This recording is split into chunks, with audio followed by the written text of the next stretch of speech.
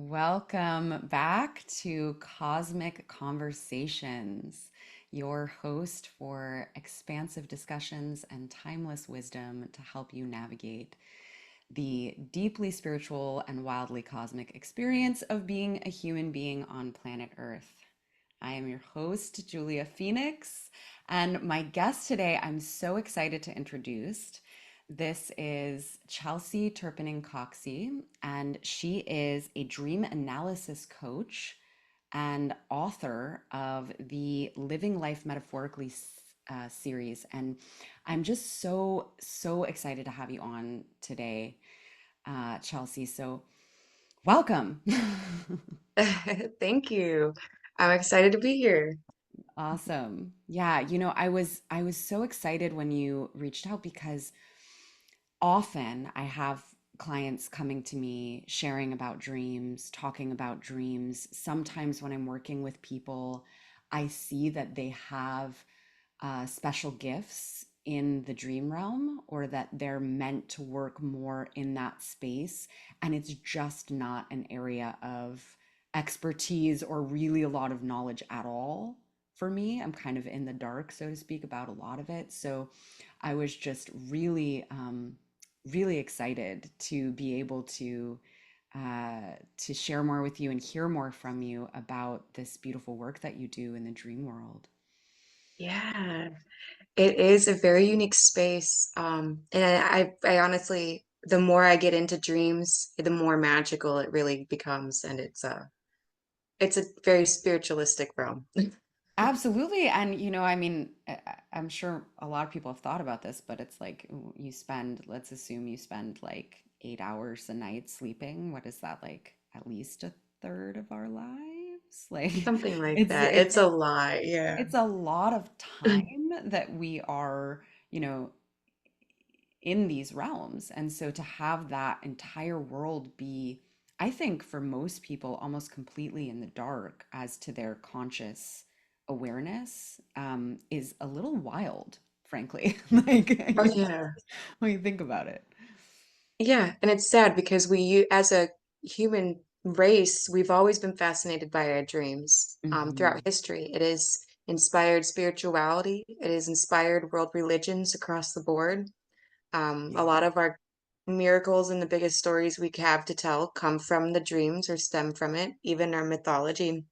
Uh, so I think, as a Western culture specifically, Yeah. and we are very ignorant towards it, or we choose to be naive and uh, we don't give it as much attention anymore. Just a little sad because there's a lot going on there. Yeah, I mean, we're disconnected from it, just much like, it's coming up now as you're talking, is like much like we're disconnected kind of from other very deeply important elements of our human experience, that Yeah. many cultures throughout history like were connected to, we're just kind of disconnected from. We're told that it's mumbo jumbo or it doesn't make sense and it's not to be paid attention to. Uh, Yep. so to start off with, I'm just so excited we could go in 18 different directions right now. But to start off with, We I would could. love to know, yeah, I would love to know a little bit more about your journey with this and kind of how you got started doing this work. I'm sure there's a rich history there. Yeah. So I've always, since we're all kids, we're all dreamers, I believe. Mm. And we don't have this belief system that argues against our dreams and how we perceive it. So throughout my adult life, I was always still having like active dreams, but I really didn't know how to take it, what it would mean, right? And I Mhm. remember writing them down in my diary a lot of the time throughout the years, but it probably wasn't until like right around the age of 30 is where I started to really like do a dream journal. And I was just focusing on just the dreams. And I've noticed that after maybe like a year, I was looking at it as a very large picture. And I was like, oh my God, there's so much going on here. And I was picking up on patterns and different messages and this symbolic identity of who I am through the dreamland. At the time, I was also going through like a spiritual awakening. So I always say my dreams basically assisted me through my awakening phases, which Mhm. I write about in my first book, which is the Living Life Metaphorically series. It was originally kind of like my own. personal reflections. And so it didn't start out as a book until like maybe halfway through, and I was like, oh, this is a book. So with the dreams, though, I was interacting with my guides. I was having conversations with my higher self and like comforting myself and inquiring questions, things in my daytime. And, I was struggling with depression really bad at the time too. I had just had kids, so postpartum and a lot of just identity crisis, right? It just all came together and it was like my life was exploding. And there had to be Mhm. something for me to grasp to on that point. My dreams, I felt like at the time were like at different points, I felt like there was this internal battle where like I literally was almost like arguing with myself, and it was a showing in the dreams. So it was a lot of different elements that were getting my attention between like the out of body experiences. I was experiencing the lower realms, Mhm. which is really hard. Like if you don't have a belief system to support that, you're just kind of like, what is going on? Is this really just a Yeah. figment of my imagination, or it feels like I'm really experiencing these things? And then, like having my guides, my higher self. Then I was having dreams about my masculine side, which I know Carl Jung would use like the anima and the animus, but Yes. it's also like in Eastern culture, your duality, your feminine, your masculine. Yeah. So I was having a lot of experiences with that. Um, and it was interesting with the masculine side because even though it was a part of me, it felt like I was experiencing someone that was consciously their own being Being. in the dreams too. So it was just very mystic and out there, and it really got me thinking a lot. So that's something that was like assisting me through the self-study, through my awakening phases, trying to find clarity. My dreams were the main thing for my map. Like I was able to map a lot of stuff. I Mm. think it would have been harder to do it without my dreams. So I always Mhm. say my dreams really did like wake me up and help walk me through the process very organically. And so that was a huge part of it through my own personal journey with my dreams. Um, about halfway through that process is when I went and I started doing like we did the life coaching certifications first. And then I decided, I was going to do the dream analysis. So then I started doing the certifications, trying to bring that to the platform as well. So it was like a process between like my personal journey with it and then learning how to create the space for other people. And Mm. it's really been beautiful because, especially creating the space for other people, I've realized that, I have my own personal experiences that felt very unique. But when I started exploring and getting other people's experiences through dreams, it was also everyone is very unique in their own way. And it's not about me and my perception of their symbolic nature or what's going on with their soul. It's for them to find out from their own inner wisdom. And sometimes it just like it was just jaw dropping. Like for me, I'm always like, oh my gosh, I Yeah. can't believe it. They're interacting with their guides. They're getting history lessons on our planet. Yeah. Sometimes it's three different clients with little puzzle pieces of the same story, and they don't even know each other or Wow. talk to each other. And I'm sitting here in my chair, like on, the coach's chair, like, oh my God. Like, it's a very interesting space, and people are, so it's really interesting between helping. It's very soulful. So I always say dreams is a self-discovery on a psychoanalyzing level, but it's also a soul discovery too. When we're Mm. constantly interacting with things that are multidimensional, but also very personal to our own subconscious house as well. So it's Yeah. a really interesting mirror effect, and it's helped my belief system really blossom in an organic way. I don't put information in to kind of create these stories subconsciously. I allow it to come organically. And then watching it, my clients also kind of do the same thing. You can't make this stuff up. No, that's so, so beautiful. Thank you so much for sharing that. And Mhm. I just got the sense as you were talking about your journey, just how the dream space like almost held you through this really intense awakening process and was that guidance for you, almost like if the dream world was a being itself, that became like your primary guide and the way that it called you forward, the way that it called you in, and then prepared you, initiated you into doing this work with other human beings. It's clear that you are really aligned in your, in your life purpose here, and Oh yeah. just so beautiful to hear you Yeah. share about your journey. And yeah, so there are these, you spoke to like the personal and then sort of the transpersonal, I guess you could say, aspect of the dream space. Like there's an element to it that's very personal in terms of our own subconscious, and you could even say also it's personal in terms of like our soul journey. But then there are also these really interesting kind of like dimensional places that we could go. I don't know if you yeah, if you have anything to say about like the different layers. I'm doing like this because that's how my mind wants to interpret these kind of like layers of the dream space, Um, like, do you have a way of describing these different levels or different ways that can like that the travel works? Yeah. So I use like I really I describe it in like the astral realm way or just in a metaphor. So I say your personal symbolic nature or your subconsciousness is like your house. And just Mm. like in normal day life, when you walk out of your house, you experience the rest of the world, right? And it can be unpredictable.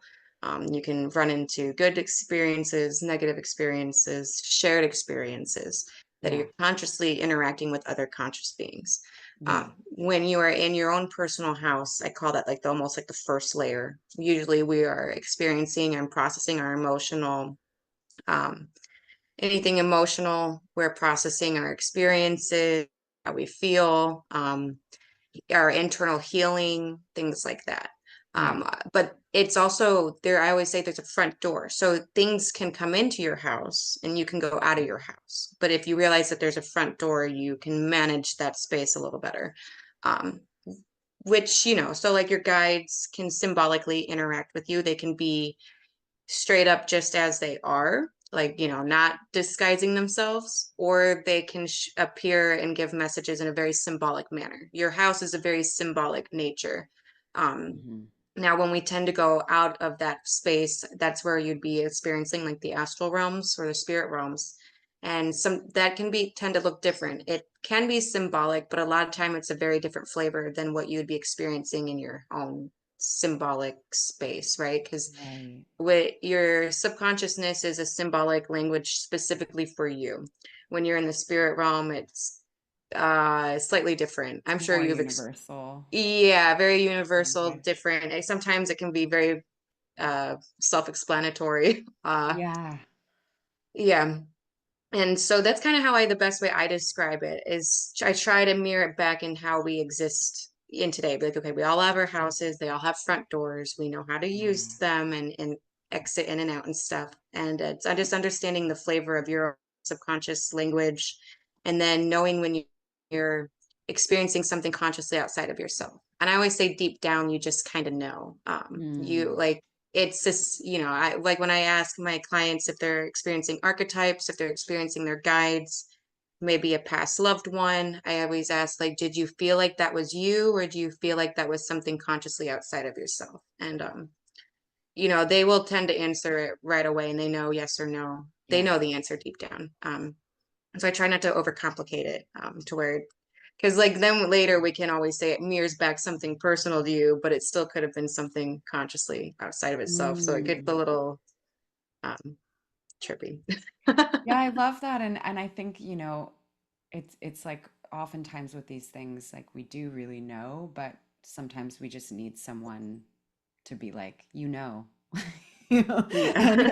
it's because we get up in this place where we start, questioning and not trusting ourselves and this kind of thing. So I love that you're able Oh to yeah. reflect that back to them and really hold that space for them to trust their own awareness and their own guidance with what they're experiencing. Wow. Yeah. Yeah. So I mean, there's so many different directions we could go. I feel like for some reason, it's something that's come up with a lot of loved ones in my life lately. Um, I actually want to ask you about nightmares Okay. and like your perspective on, I used to have horrible nightmares as a kid. And, part of my journey too, when I was first uncovering a lot of abuse that I had suffered as a really young child, is that it started to come out in my dreams. So I did have a period of time where, I would wake up and I was just processing so much. Like my subconscious was really trying to get me to like process these things. So I think like there's that element, but I've also had people come to me and share that they felt that they were taken to some like lower astral realm, or that they were seeing some reality that existed somewhere that was maybe not even really personal to them in their human life, but that they were witnessing, and it was really disturbing. So I'm just curious if you'd Yes. if you'd be willing to share more about that and your perspective on nightmares. Yeah. I would say nightmares is a very broad category. Right, But so there is the emotional processing. So when we're in our house, would refer to that as the internal family system, or the IFS is what I work with. It's right. where we psychoanalyze ourselves into different parts, like your inner Parts. child, your masculine, your feminine, your higher self, your soul, your ego. And sometimes we even manifest other parts just through life experiences or even trauma, right? Right, Sometimes in extreme cases, that would be even like split personalities where they're all disconnected from each other. right. And, that would be like extreme. So when you were experiencing nightmares, I think it's a lot of emotional processing that's gone very extreme and probably like unheard. So, Right. like, our subconsciousness is going to do what it can to get the message across. And if it has to take extreme symbolic representation, it will. And Mm-hmm. I also think the symbolism is an emotional reflection of what we're feeling. So if it, depending on what was going on in your life, if it will represent through that. And so like if you were really not just stressed out or anxiety, but if you were really afraid of something, it would come through in an extreme way. I do say that there's stress dreams and anxiety dreams, but those might not always look like nightmares. It could look like walking around Mm, with your pants off, or like your teeth are right. falling out, or something weird like that, right? And nightmare is a very extreme sense of like your subconsciousness is almost getting fed up, and Yeah. it's really pushing extreme things at you to get your attention. So Mm-hmm. it's good to just, as a piece of advice, I would suggest, even meditating, trying to go internal, allowing those emotions to come out and dealing with them, because the more you eat them and don't process it, even outside of the dream space, it's just going to continue. Yeah, Um, absolutely. So, and then going with like out of body experiences, experiencing the lower realms, or even like a multi-dimensional, uh, like a different dimensional experience almost, or something that doesn't even have to do with you. Maybe it's happening in this dimension, but you're like almost dropping in on the scene by accident Right. or something. Yeah. I've had that happen before, and I've experienced, and so it was very weird. So I don't know if I have my book. I wish I had my book next to me. I would read it. There's one dream that I start my first book out with, and it's this scene where I am dropping in on like this dark cult circle with like these Mm, aliens, right? And they're the like negative bad grays. And mm, they are like in these black robes on one side of the circle, and then there's red robes on the other. I believe the aliens, the grays were in the red, and in the black they had like humans, and in the middle was this like portal, and they were like forcing people in there, and it was supposed to control your perception of reality or something like that. And like I could mm, telepathically hear everyone's thoughts, and like I dropped in from the scene above, so I felt like I wasn't supposed to be there. And the one of the aliens in the dream looked right at me, and he heard me think to myself, I know what's going on here. And like as soon as I thought it, like they zoned in on me. And oof. Chills. yeah, it was weird. This dream took me like a good portion of a decade just to come to terms with a little bit. Yeah, I could uh imagine. because I don't think it was representing anything in my life emotionally, and it felt very much like an out of body, especially with the way I dropped in the scene and things like that. um Yeah. so they started pushing people into the portal, and just like against their free will. And that's when I had this fight or flight mode, and I flew up and out. And I remember coming back in the dream or out of the dream and waking up. But it almost felt, it was just very intense. It was very alive and real. And, at the time, I didn't know what my belief system was on those things. And I felt like Mm, through my 20s, I had experiences that would challenge my belief system slowly or try to prove that there was something possible that I wasn't paying attention to. So, like, mm-hmm. I felt like those were one of those dreams where it's like, I don't know why I experienced it or why I even saw it, but I know I saw it and I did experience it. And I do believe a lot of people are having them. And sometimes I think when we Cool. had those experiences, maybe the reason why we're seeing it is because we're meant to, or that it'll be a calling later, Right. something that will challenge our belief system even. Now I look at it even like 14 years later, and I'm like, okay, now that I know I'm a dreamer and I'm experiencing different concepts of reality, I see it as something that was trying to prove it. Even like premonition dreams. And I had a dead ex-lover that I had seen, like physically saw in real life 2 weeks after he died. It looked like he was real, but he was glowing gold like an angel. Mm, And so it's one of those things where I think sometimes when we're experiencing these things, maybe it's not about the information of what we could do with it, but what it does for our belief system and preparing us to challenge our perception of reality, even. But I do believe that when we're going through the lower realms, like say it's maybe you're not just dropping in on a scene, but you're experiencing the lower realms and you're trying to get to the higher realms. Um, that is a transition, I think, from the head to the heart chakra, or just the mm, heart, because the heart and love brings you to the higher realms, right? mm-hmm. Um, so it's something I sometimes have to explain to people like later on. I try not to do it right away with clients if they're not familiar. I try to get them to Yeah. experience it organically without me being like, oh, blah, blah, blah, blah, blah. Uh, Right. Well, then you're yeah, just more in your head, So, yeah, it's important for them to do it organically, yeah. but having support through it. But I've noticed that when I was going through my lower realms, it was really, I do believe that darkness teaches us in different ways too.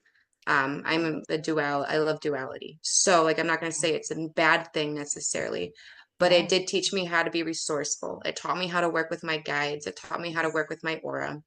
Mm, It taught me how to defend myself, and to mm, exist in darkness, as light. And it also challenged my belief systems as well. I often say that, when we're going through these experiences, our ego is the hardest part. So that's why I tend to say I work with egos a lot, because it's trying to transition the ego logically or analytically to accept these things, or to understand it. mm-hmm. So nightmares is a really interesting topic because, you've got your emotional processing and your subconscious is screaming at you, but then you also have the soul discovery of it too. The soul Um, discovery. Yes. yeah. And so some of them are like, I feel like would definitely be a soul discovery category, especially when it's out of body or in the spirit realms. Sometimes it Yeah. has nothing to really do with you. It's just you're existing in the system of it, and that just is how it is. And so you create your journey Yeah. through it. Well, and just a learning and like information that for whatever reason, like you said, would be important, like maybe somewhere down the line or just to have a bigger picture of things. Um, Mhm. I am also a big fan of like, the like working with the duality and dark and light both being integral elements of creation. Uh, Yeah. and I experienced a lot of darkness growing up and actually was raised in a cult. So like some of these things I've seen and known like since I was a child, and some of the things like what you saw and in the description that you were just giving. And I do think that there's a lot of people who are, for whatever reason, called to start seeing some of those things, like, because maybe they are just needing to get an awareness of the bigger picture. Maybe there's some role that they're meant to play, but it is a truth. Just like light is a truth, like dark is a truth, and there's all kinds of things that are going on. And like, if you have no idea, um, there's a a lack of fullness in your experience spiritually, right? That's my Yeah. perspective, right? So anyway, and I know you're like super into the Jungian stuff and all of that, and it's like,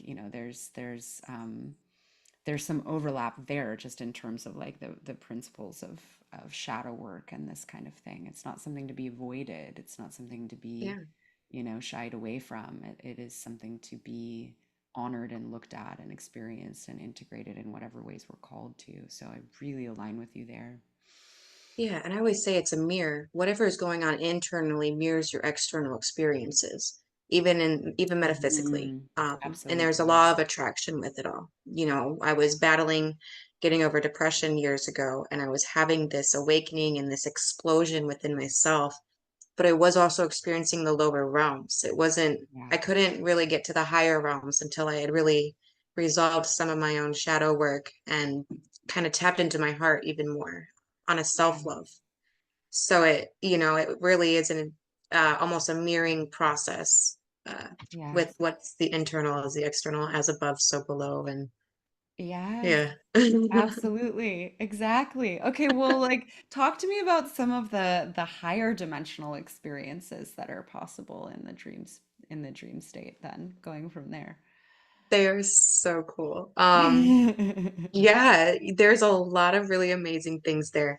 We have an internal guiding system, so our higher self, we can experience our higher self at any point in that, but there are some really beautiful moments with your higher self.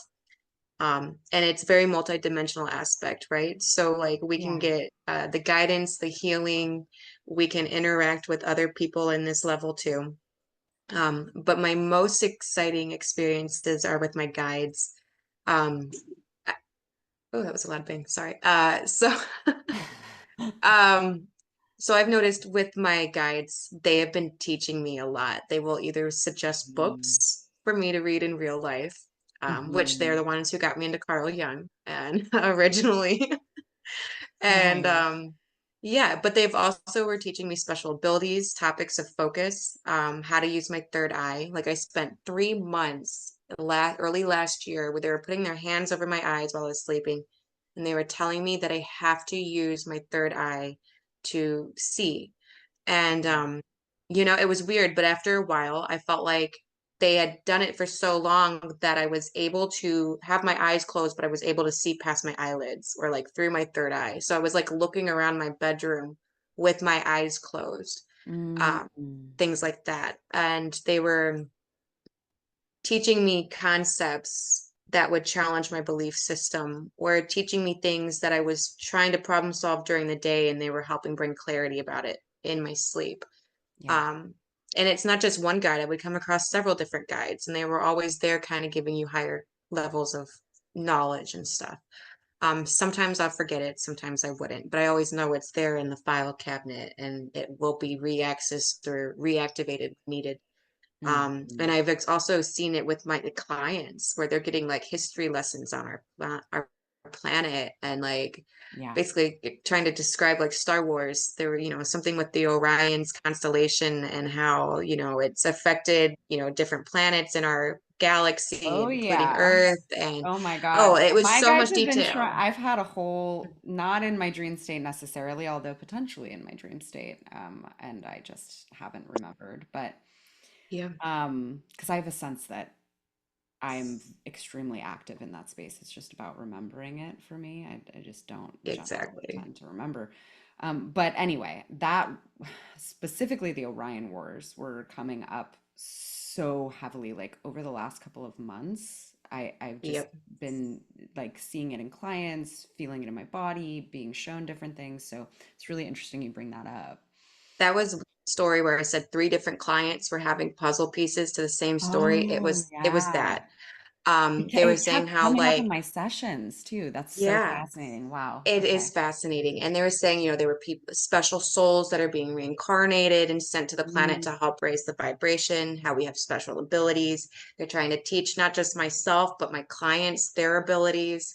One of my mm, clients has had dreams where his higher self or him in his now goes back and kind of hides his abilities and his 5-year-old self because it's just too strong, and he Mm, wasn't blending in well enough. So they had to go back in time and kind of like make the abilities disappear, but then he would have to go through the journey again later in life of bringing it back to surface. mm. Um, as a part of the deal. And like it, it's just like it gives me Yeah, chills. It's just fascinating. it is very fascinating.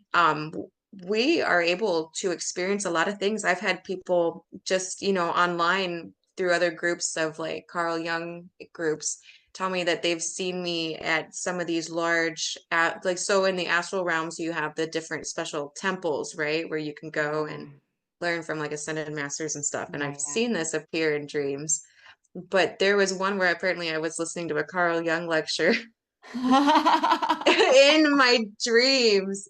And like months later, I someone love came it. up to me Like, and I said that saw you they at the had Young seen lecture. me at the lecture. And I was like, Yeah, for sure.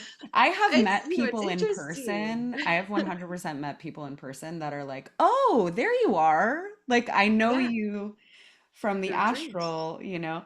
And I have Yep. very limited recollection, but there have been times where I've had recollection or where I've been conscious of like, Yeah. Or you it know, triggers a memory or the familiar. yeah, yeah. And I'm like, oh, Mhm. wow, yeah, that. I remember me and all my friends were in this like great hall, like, um, Ooh, I got some stories on that too. Yeah. yeah, Like Council of Light and the council, yeah, yeah. yeah. Yeah. Yeah. I mean, I'm more someone who goes there kind of during my waking states, so to speak, in like meditation. But I also have this Yeah. thing. I'm like really resisting just turning this into like a personal session for me. I'm not trying No, to do share that. stories. I But I'm think like, it's I hope sparking so people much believe for it. me. Yeah. Yeah, of course I'm gonna relate to what you're saying personally, and things are gonna, come up come up for me. But yeah, oh gosh, I can't even remember what I was saying, to be Oh, like honest. the white I always say that's the cat. So there's a space within my subconsciousness that I feel like is the in between my subconscious world and the spirit realms. Yes. And it's this white room with these large white pillars, and it doesn't have a ceiling. And I've written about it in my creative writings. And I say when I write my books, it's almost like a meditative space that like it's like my soul is reflecting or speaking. And sometimes I'm like Mm, teaching myself as I write too, which is just mm, kind of cool. But then like it happens a lot in my dreams, and I have met like my I've met like this God consciousness there, seeking yeah, questions. I have interacted with like the Council of Light. They've like yeah, came and like almost it felt like a courtroom almost, or like this evaluation, yeah, where yeah, they're trying to help me get through stuff, and my guides are there speaking on my behalf. And and I might have some other friends who are very spiritually inclined also there, like in support. yeah. I've been there twice in the last couple years. I've had experiences where I was supposed to, I'm divorced now. So it Mm, took me 2 years to transition through that phase. And it's because I kept trying to control how I wanted to do it. And the yeah, universe was like, no, you need to do it like our way. And yeah, so I was ignoring my guides for a while. yeah. And they went to one of my mutual friends who I don't talk about my personal life with. And for 2 nights in a row, they entered her dreams, my guide did, and he's Pleiadian. So she literally described him perfectly as who he was. And she was like, well, he told me that he wasn't going to stop coming to give me this message until I relayed it to you. And I told him, I don't know you well enough to do that. But he said he was going to keep coming until she gave me the message. So she gave me the message and the dream stopped. But I was laughed. I was like, Yeah, that's my guide. And with yeah. him was my grandmother. Mm, Because she described, an older woman, and I was like, that's my grandmother. I just knew it. And so it's interesting that like even I'm not the only one even experiencing my guides. oh, She did too. totally. Yeah, yeah. Yeah. So it's just, dreams is definitely my space, but I've been learning how to bring it into meditation. I love shamanic practices a lot. And, Yeah. I've experienced like indigenous souls coming through, Hmm. trying to mirror the journey back into myself. I've had dreams, like Odin, where he was hanging from the tree to get the wisdom of the runes.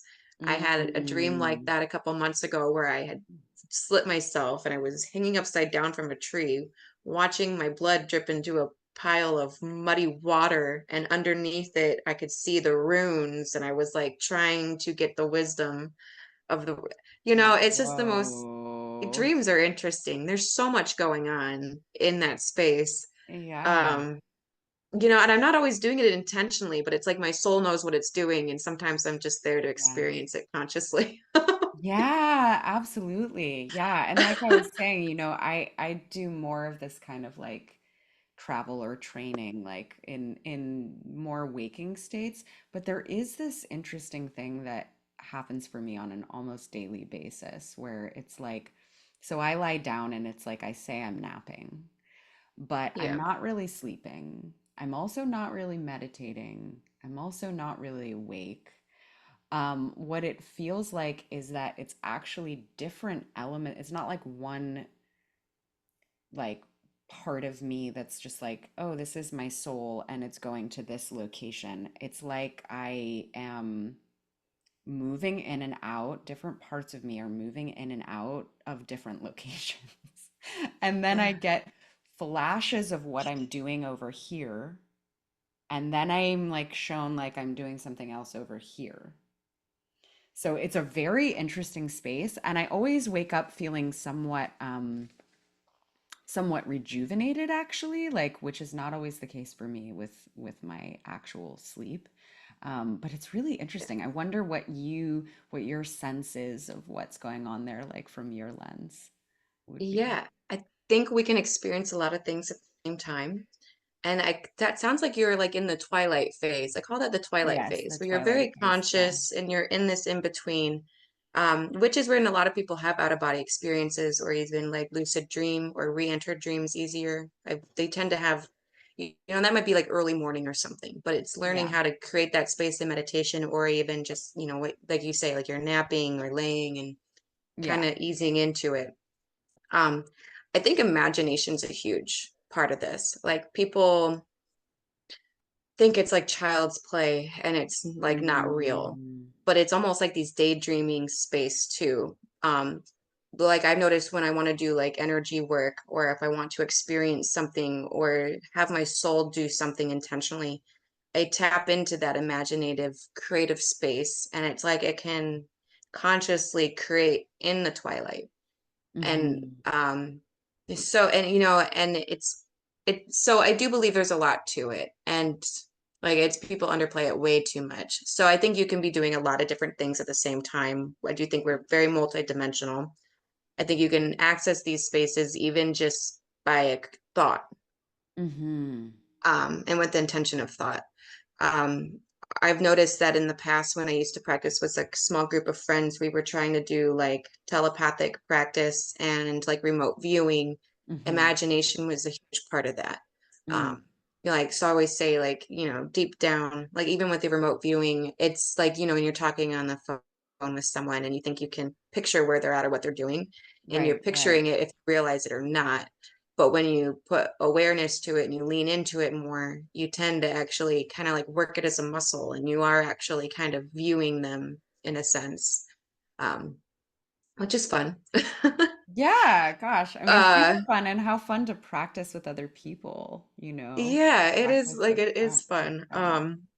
Sometimes you creep each other out, I bet. because I'm like, don't show me what your apartment looks like. I don't want to see any pictures or nothing, and you're just like, let's practice organically. Oh, But I yeah. think there's a lot going on consciously. Like I think we can do a lot of things.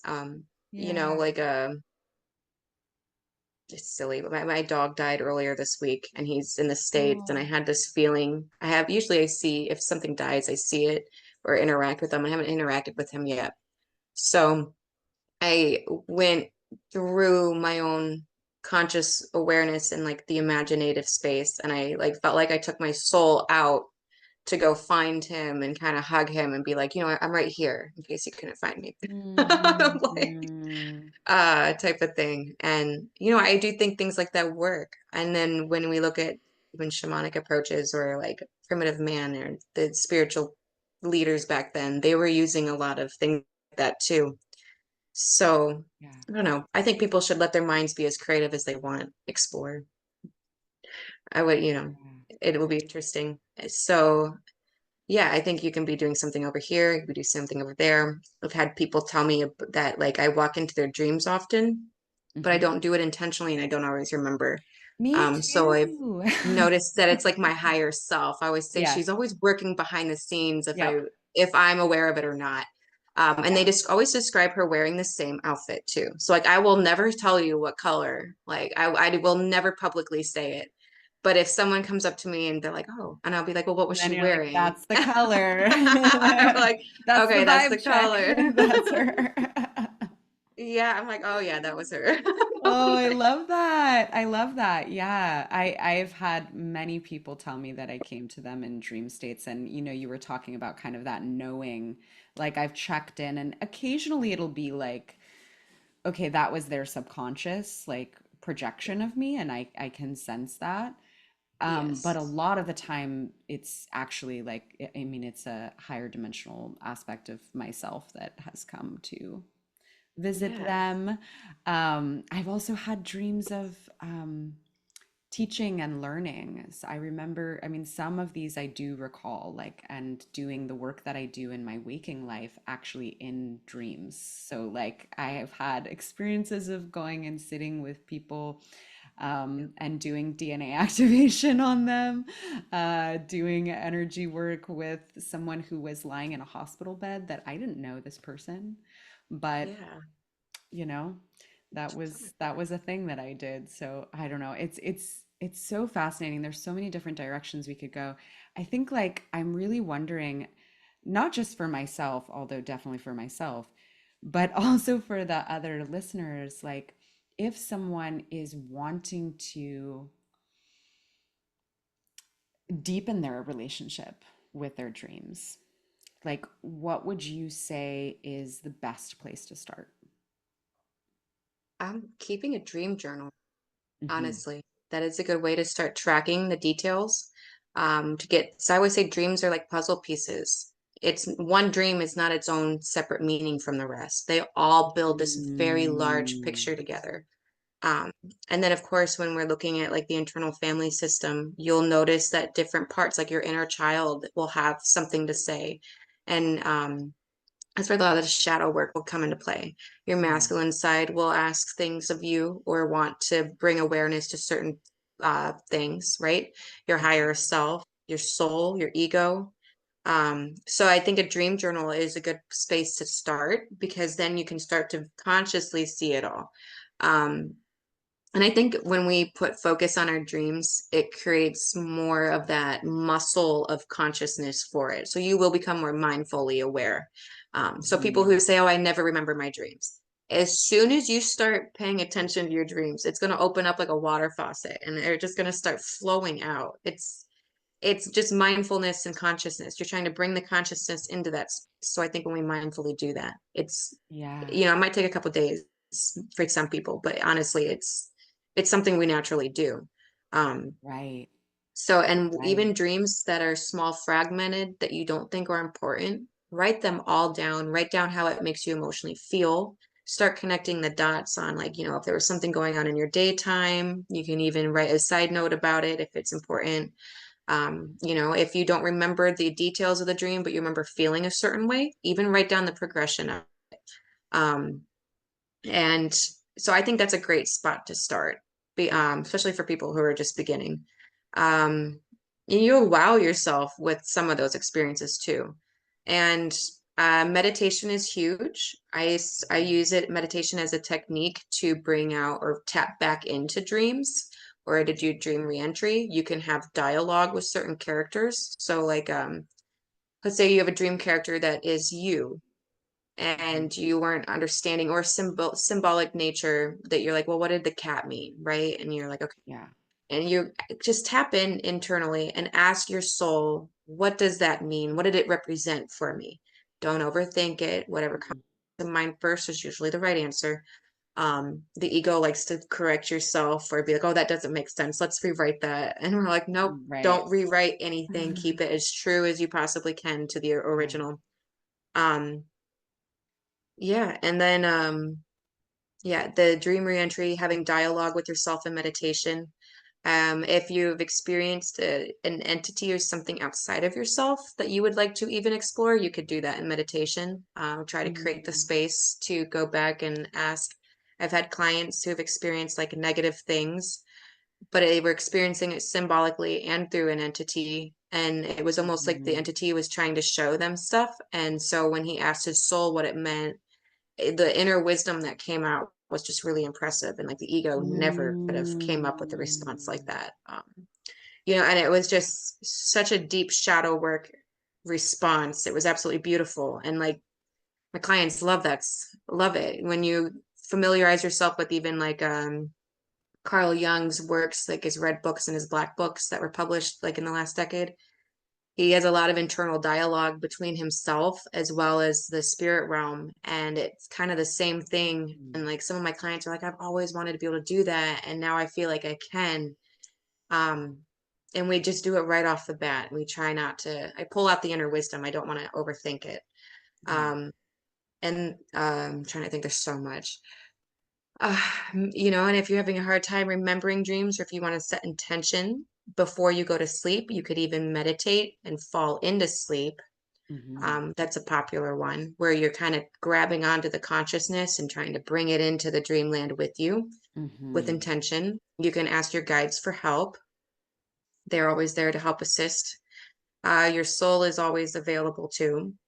As an example, there's something that I've been going through this last like probably 6 months, where my soul is lecturing or talking to my ego on concepts of love and beauty and perceiving of life. And I've realized that even through all of this years of going through my dreams phases, I'm still having my ego make the decisions or choices, and my soul is over here mm.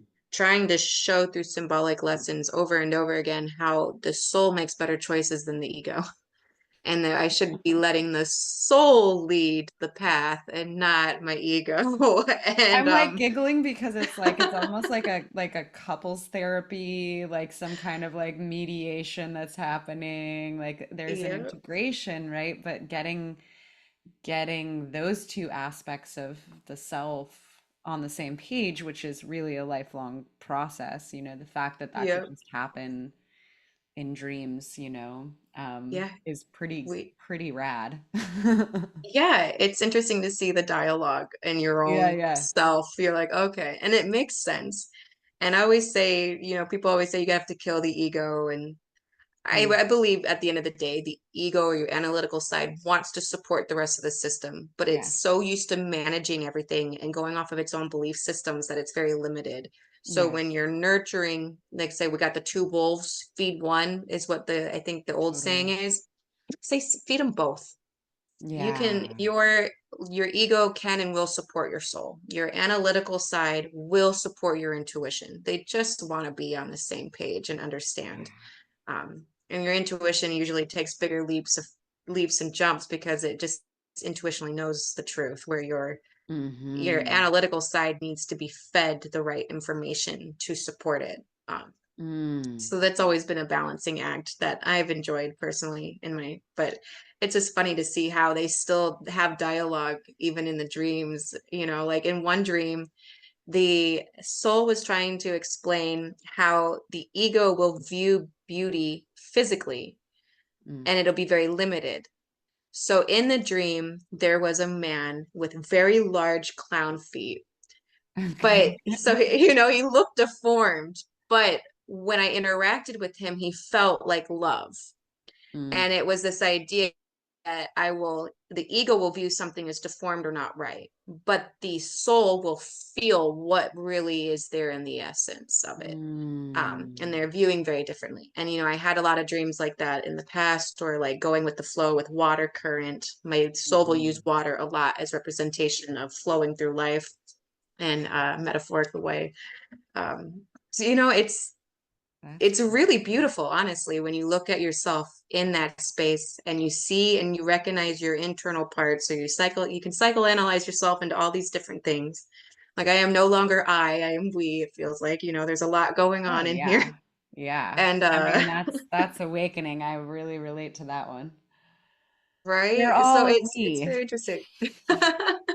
Yeah. And then when and then of course dreams interact and bring out layers of consciousness and how we Mm. all are interacting. I believe, we're just a micro and macro networking system of consciousness repeated over and over again. 100%. I have the exact same, perspective. And I see it too, like, it's almost like little Russian dolls. And then it's like, there's this ecosystem, and then there's this ecosystem, and then there's it, and then there's like the big ecosystem, Yeah. We exist Uh, in there somewhere. there's like just ecosystems, right? But it's, Yeah. the individual is not what most people perceive like the individual to be.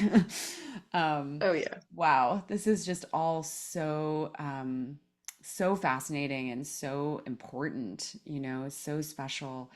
I have like one final question before I ask you more about how people can get in touch with you and work with you and explore your work. And it's just a curiosity that I have.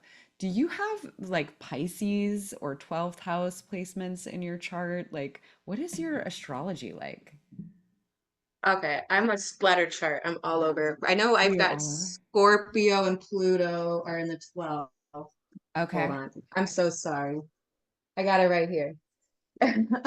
You don't have to Normally I have apologize. it I mean, framed if in you my didn't know, office. like that's also fine. I'm not trying to put you on the spot, but it's just my brain is like, what is her like, you know, with this type of a Pisces is life path. Mars. Okay, Mars and Pisces, yeah. Yeah. No, I can't remember what that actually means, but I've got it like written. Well, you can't see it above all the light. I Okay. got it written down. But 12th house Scorpio, okay, yeah. I mean, I have eighth house Pisces, which is kind of flipped but similar. But yeah, so all of that shadow work and subconscious work and dream work and spiritual work does make sense kind of with those With that. placements. But yeah, no, Yeah. I was just curious. Love to see your whole chart sometimes. I'm not even an astrologer, just like an astro explorer and love looking at Same. this kind of stuff. I get into it a little bit, but I do not say I'm an expert, but I do find it very Yeah. fascinating um and I love building the charts. So like I'll go and Mm. I'll get the almanac out and I'll build them and I always find it a little Ooh. fascinating. Oh my Yeah, I like gosh. doing them by hand. I don't go online and do it. And I was doing that before they started doing it on the internet with the programming and Oh all that. wow. Okay. Yeah, That's and I make awesome. them all pretty and I frame them. Wow, that's really beautiful. Okay, that could also be a side hustle for you. Just saying, that's really cool. I'd love to buy a framed version of my chart done by hand. Hey, if Um, anyone's interested, just reach out. If people ask, I might get into it. Right now, I just do it for friends and family. yeah. Okay, well, speaking Oh. of reaching out, like, how, do you want to share anything about like the work that you do with clients, how people might like people who are interested in this and they're like, wow, I feel like I really would love some help exploring this. Like, where should people go? Do you have options you want to talk more about? Yeah, so I've got my website, which is chelseaturpeningcoxsey.com. I believe the link will be in the bio here. Yeah. And now I do offer one-on-one sessions. And if you're not able to do them or can't afford the one-on-one, I am just now starting to do group sessions, Mm, which are a lot cheaper and it meets bi-weekly. I think I picked Sunday evenings for right now, but I'm thinking about if it takes off and I get more people, I'll pick some international times as well. So a different yeah. day or the different time. Um, but so in the group sessions are really nice too. So you'll kind of get the same results, but you'll be doing a lot more self-application when you go back home. Um, so I've got those available and yeah, those are kind of my main two. Unless you want to subscribe to my email, which I do share a lot of tips and tricks in my email subscribers as Oh, well. cool. Um, and that's all just Nice. on my website. Is your book I've is your got book series also on the site? I Yeah, and it hyperlinks to Amazon. Awesome. So right now it's just on Amazon. I've got the first book out right now. The second book is being formatted. I haven't picked a cover yet, so it's Okay. just sitting there until I figure out what I want to do design-wise. Yeah. Um, so yeah, and the first one is Living Life Metaphorically, A Journey to Waking Up. It's just my emotional expressions and dreams going through an awakening and kind of like talking about my experiences in the astral realms and a lot of different things. It's kind of creative writing, so it's not like a Right. long read. They're very short expressions where you could read at any point in the book. Um, Yeah. and that's available on Amazon. I think the link is also in the bio. And you are more than welcome to follow me on Facebook. I do keep my private my personal page is open to the public. So I've got a lot of people on there and I talk dreams a lot. So, there's a couple Awesome. different ways to experience me, I guess. Yeah. Well, and it is an experience. It feels like to me. So yeah, we'll leave all those links in the show notes and everything. Is there anything else, like any final thoughts that you have to share before we close up? Anything you feel like you really want to say? Um, No hmm. pressure. I'm not really sure, actually. I don't think so, but I do think if you've if you've thought about your dreams before and you weren't sure what to do with them, and I think a lot of us are natural dreamers, I think it's time for everyone to start exploring their dreams. I really truly think Mhm. it's very important, not just on an individual scale, but a mass collective. So I would love to see us change the world and reality through our dreams. And I've seen how powerful dreams are. So I really would encourage everyone to wake up and explore their dreams.